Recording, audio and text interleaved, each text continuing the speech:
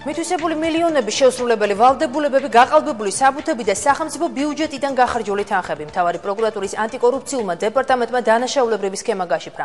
სამართალდამცველებმა ორგანიზებული ჯგუფის 19 წევრი დააკავეს. დაკავებულებს ბრალად სოფლის მეურნეობის სექტორში, კერძოდ მეტეცლეობის პროგრამის გავითარებისათვის ბიუჯეტიდან გამოყოფილი რამდენიმე მილიონი ლარის მითვისება ედებათ. დაკავებულები აღიარებენ დანაშაულს მათ 8-დან 12 წლამდე პატიმრობა ემუქრებათ. მთავარ პროკურატურაში გაკეთებული საგანგებო განცხადება ლიკა ხურციძემ მოისმინა. ახლა ის პირდაპირ ეთერში ჩაგვერთვება. ლიკა, როგორ ახერხებდნენ დამნაშავეები 6 წლის განმავლობაში დანაშაულის დაფარვას? ნინო, ეს იყო მთავარი კითხვა, რომელიც ჩვენ დავსვით დღეს მთავარ პროკურატურაში. მთელი 5 წლის განმავლობაში დანაშაულებრივი ჯგუფი ახერხებდა, რომ დაეფარა თავისი დანაშაული საბუთების გაყალბებით. ამ შემთხვევაში ისინი 5 წლის განმავლობაში წარუდგენდნენ სოფლის მეურნეობის სამინისტროს გაყალბებულ საბუთებს, რომელშიც აჩვენებდნენ, რომ სოფლის მეურნეობის განვითარებისთვის ისინი სელექციის სახით ახდენენ სხვადასხვა სახის მარცვლეულის დათესვას, მოყვანას და შემდეგ გლეხებისთვის გადაცემას. რაც შეეხება მთავარ პროკურატურას, ისინი სწორედ ფინანსური დოკუმენტაციის შესწავლის შემდეგ მივიდნენ იმ დასკვნამდე, რომ აქ არის გარკვეული პრობლემები და 6.500.000 ლარი, რომელიც 2006 წელს გამოყოფილი იყო სოფლის მეურნეობის განვითარებისთვის, არ მოხმარდა ამ დანიშნულებას. რაც შეეხება პროკურატურას, ისინი დღეს ავრცელებენ ფარულ ჩანაწერებს, სადაც გადაღებულია ღამით, როგორ ხდებოდა კასპის და გურჯაანის სპირტის სახდელ ქარხნებში იმ მარცვლეულით, რომელიც სწორედ სოფლის მეურნეობის განვითარებას უნდა მოხმარებულიყო სპირტის გამოხდა და შემდეგ უკვე სხვადასხვა ბაზრებზე, სხვათა შორის საქართველოს საზღვრებს გარეთაც, უკრაინასა და რუსეთში მატერიალიზება. დაკავებული პირები, მათ შორის აგროგრუპის ხელმძღვანელი, აცხადებს, რომ მათ ამ საქმიანობით პირველ ეტაპზე 5.500.000 ლარი მიიღეს, საერთო ჯამში კი ეს თანხა 9.500.000 ლარს აღწევს. ჩვენ შევუთანხმდით კასპის ქარხნის დირექტორს ვალტერ აბაშიძეს, რომ მის ქარხანაში შენეულოდ გამოხდიდით დიდი ოდენობით სპირტს.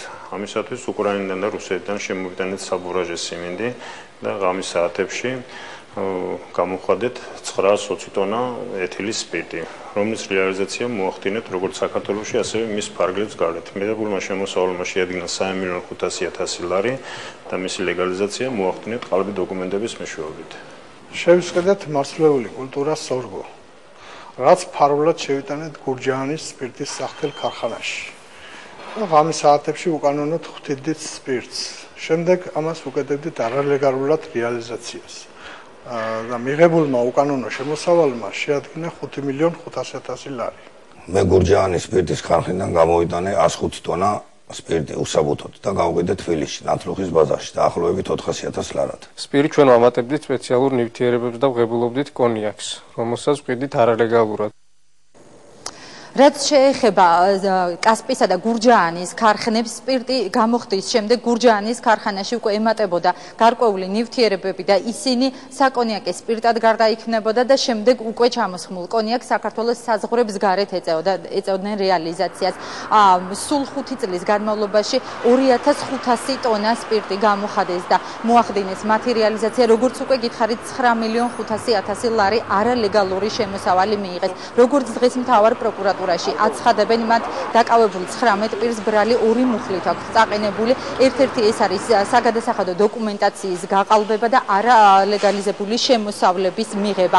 ჩვენ შეგვიძლია მოვისმინოთ ამ დანაშაულში რა სასჯელი ემუქრებათ მათ და რას აცხადებენ კონკრეტულ დეტალებზე, როგორ ხდებოდა სპირტის გამოხდა და შემდეგ უკვე მათი რეალიზაცია საქართველოს ბაზრებზე.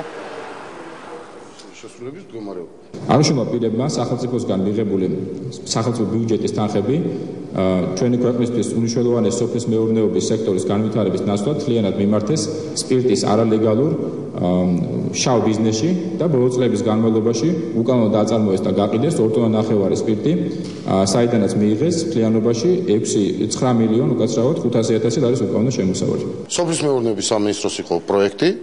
რა თქმა უნდა, გარკვეულწილად მას ევალებოდა კონტროლი, თუმცა კიდევ ერთხელ მინდა გითხრათ, რომ დოკუმენტები ყალბდებოდა და ფორმალურად ყველა დოკუმენტი ამ ეგრეთ წოდებული მეწარმეების მიერ თითქოს წესრიგში იყო. მხოლოდ გამოძიების შედეგად გახდა შესაძლებელი იმის დადგენა, რომ ეს თანხები მითვისებული იყო და დოკუმენტები მხოლოდ ფორმალურ და არა ფაქტობრივ მონაცემებს შეიცავდა. აღნიშნულ ქარხნებში 2007-2011 წლებში შენიღბულად, ფარულად არალეგალურად გამოხადეს 2500 ტონა ეთილის სპირტი, რაც შემდგომში გაიყიდა მთელი საქართველოს მასშტაბით, აღურიცხავად ბიუჯეტთან ყოველგვარი ანგარიშტორების გარეშე. აგროჯგუფ სოფლის მეურნეობის განვითარებისთვის 1.300.000 ლარი 5 წლის წინ ჰქონდა აღებული, ეს იყო 7 წლიანი შეღავათიანი კრედიტი, რომლის დაფარვაც 2 წლის უკან უნდა დაეწყო ჯგუფის წევრებს, თუმცა ეს არ მოხდა სოფლის მეურნეობის სამინისტროში. ამბობენ, რომ მათ უკვე მიმართეს სასამართლოს, რათა დაყადაღდეს აგროჯგუფის მთლიანი ქონება, რაც შეეხება მთავარ პროკურატურას. მთავარ პროკურატურაში ამბობენ, რომ გამოძიება გრძელდება და არ არის გამორიცხული ამ საქმესთან დაკავშირებით კიდევ რამდენიმე ათეული პირის ეჭვმიტანილობა გამოიკვეთოს. დიდი მადლობა ლიკა, გაშიფრული სქემის დეტალები პირდაპირ ეთერში ლიკა ხურციძემ გაგვაცნო. დანაშაულებრივმა ჯგუფმა იაფი კრედიტის ფარგლებში სესხრი მარცვლეულის საწარმოს შესაქმნელად 2006 წელს აიღო. მოგვიანებით კი სახელმწიფო ბიუჯეტის თანხები სოფლის მეურნეობის სექტორის გავითარების მაგივრად შავ ბიზნესში მიმართა და უკანონოდ 2 ტონაზე მეტი სპირტი აწარმოა, საიდანაც 10 მილიონამდე უკანონო შემოსავალი მიიღო. გამოძიების ინფორმაციით, ბრალდებულებმა არალეგალურად წარმოებული სპირტი საზღვარგარეთ და საქართველოს სხვადასხვა რეგიონებში გაყიდეს. ორგანიზებულმა ჯგუფმა სახელმწიფოს დახმარებით ისარგებლა და იაფი კრედიტის ფარგლებში სესხი აიღო. 6.500.000 ლარად მათ მარცვლეული საწარმო უნდა აემუშავებინათ. ეჭვმიტანილებმა სოფლის მეურნეობის განვითარებისთვის გამოყოფილი თანხები სპირტის შავი ბიზნესის საწარმოებლად გამოიყენეს. მთავრობის 2006 წლის დადგენილებით 6.500.000 ლარი გადასანაწილებლად სოფლის მეურნეობის სამინისტროს გადაეცა. უწყებამ ამ თანხიდან 1.300.000 ლარი შპს აგრო გრუპს გადაურიცხა, რომელსაც თავის მხრივ 520.000 ლარის თანადაფინანსების ვალდებულება დაეკისრა. 2006 წელს საქართველოს სოფლის მეურნეობის სამინისტრომ შპს აგრო გრუპს გამოუყო მიზნობრივი კრედიტი სესხი, რომლის დაფარვა კომპანიის მიერ უნდა დაწყებულიყო 2009 წლის მეოთხე კვარტალში. კომპანიამ არ შეასრულა ხელშეკრულების გათვალისწინებული ვალდებულებები, რის გამოც საქართველოს სოფლის მეურნეობის სამინისტრომ მიმართა სამართალდამცავ ორგანოებს. 2006-2007 წლებში დირექტორი თემურ დევიძე, 2008-2011 წლებში კი ლევან ვადაქარია იყო. აგრო გრუპმა 2006-2007 წლებში უკრაინიდან 2700 ტონა საფურაჟი სიმინდი შეიძინა. ფოთის პორტიდან რკინიგზის მეშვეობით კასპის სპირტის სახდელ ქარხანაში ჩუმად შეიტანა. მაშინ კასპის სპირტის სახდელი ქარხნის დირექტორი ვალტერ აბაშიძე იყო. სიმინდისგან ღამის საათებში 920 ტონა სპირტი გამოხადეს, ნაწილი საქართველოში და მის ფარგლებგარეთ უკანონოდ გაყიდეს. ნაწილი კი ალყის დასამზადებლად გამოიყენეს. დანაშაულებულმა ჯგუფმა 3.500.000 ლარის შემოსავალი მიიღო.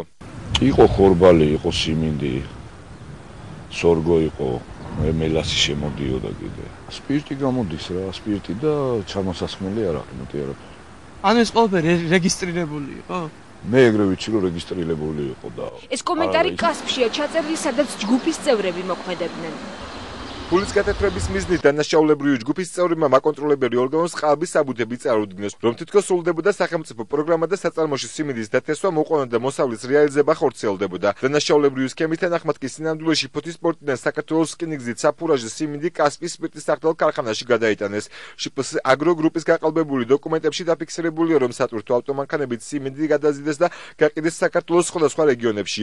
ამ პროცესში კი მონაწილეობას ღებულობდნენ მძღოლები: სამეგრელოს რეგიონში ცეზარ ბაკაშვილი, შიდა ქართლის რეგიონი გიგა აბულაშვილი, კახეთის რეგიონი გელა კუსრაშვილი, ქვემო ქართლის რეგიონი თამაზ ბალღიაშვილი. ადგილობრივები ამბობენ, რომ მათ საწარმოს ხელმძღვანელების უკანონო საქმიანობის შესახებ არაფერი იცოდნენ. უსაბუთო საქონელი იყო, მაგაზე ლაპარაკობდნენ, სხვა არაფერი არ ვიცი.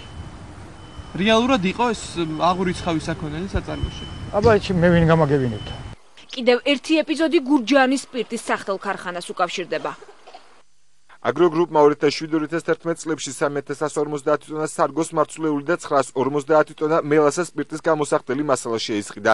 ჩუმად შეიტანა გურჯაანის სპირტის სახდელ ქარხანაში, უკანონოდ გამოხადა 1400 ტონა ეთილის სპირტი, რომლის ნაწილით სპეციალური მინერალებით საკონიაკო სპირტად გამოიყენეს. დამფუძნებლები იყვნენ დავით ფანჯიკიძე და ამირან გოგიძე. ორგანიზებული დანაშაულის ჯგუფის წევრები კი არიან: მერაბ ჯიბუტი, ტექნიკური დირექტორი, კარლო ჩაკვეტაძე, დირექტორი, დავით დარჩიაშვილი, გაყიდვების მენეჯერი, არკადი ბარბაკაძე, მთავარი ტექნოლოგი, ნოდარ მღებრიშვილი, სტაწყობის გამგე. არალეგალურად წარმოებული სპირტის ნაწილი გაყიდეს როგორც საზღვარგარეთ, ასევე საქართველოს სხვადასხვა რეგიონებში. დარჩენილი სპირტისგან ჩამოასხეს როგორც არაყი, ასევე მაღალი ხარისხის კონიაკი, რომელიც ასევე გაასხვისეს. გურჯაანში დღეს საწარმოს თანამშრომლები კომენტარს არ აკეთებდნენ. ვაი, არ ვიცი, მე არაფერი არ ვიცი, აი უფლება მაგას ვერ ამესაფრთხე. დაცვაში ვარ, მარტო რას მეტყვიან იმას ვაკეთებ. რამდენი წელია დაკეტილია ეს? რამდენი ხანია? სამართალდამცველებმა იმ პირთა ვინაობას იციან, რომლებიც უკანონოდ მოპოვებულ სპირტს ყიდულობდნენ. საცალო რეალიზატორები იყვნენ სანდრო სამუკაშვილი, რომელმაც თბილისის ნავთლუღის ბაზარში 105 ტონა გაყიდა, გრიგოლ დიასამიძე 84 ტონა ზესტაფონის საკოლმეურნეო ბაზარში, არჩილ ინანიშვილი, რომელმაც 15 ტონა გაასხვა გურჯანის საკოლმეურნეო ბაზარში. თბილისში ნავთლუღის ბაზარში ადასტურებენ, რომ კასპინას შემოტანილი არაყი მათთან ნამდვილად იყიდებოდა. ციფრები ეწერა 5 რაღაც ესეთი ფერადებულში იყო დააბურულ შუშის ბოთლებში. ადრე იყო იცოდა ადრე და ეხლა მის მერი არ ხდება. მეგონი 5 ლარამდე ვარცდები ჩვენი. იმავე აცხადებენ გურჯაანის ბაზარშიც. დოკუმენტაცია სპირტისა ქონდა ხოლმე, მაგრამ ეხლა მაგას ვერ გეტყვით. ეს არის დიდ კასრებში მოთავსებული სპირტი. შიგ რა რაოდენობა იყო და რა რაოდენობას უჩვენებდნენ და როგორ იყო? ეგ უკვე თვითონ თავის პირადი გამოკითხვით შეიძლება ესა უნდა როგორც ესეთი მე როგორც ბაზრის ეკიც არასდროს მე მაგაზე ეჭვი არ შემეპარებოდა. იმიტომ რომ ეს ხალხი თუ ხარისხიანი არ იქნებოდა რა არ მიეტანებოდა. დაკავებულია 19 პირი 2006-11 წლებში სპირტის არალეგალურად წარმოებისა და რეალიზების შედეგად ეჭვმიტანილებმა 9.500.000 ლარის შემოსავალი მიიღეს. ბრალის ამტკიცების შემთხვევაში მათ 9-დან 11 წლამდე თავისუფლების აღკვეთა ემუქრებათ.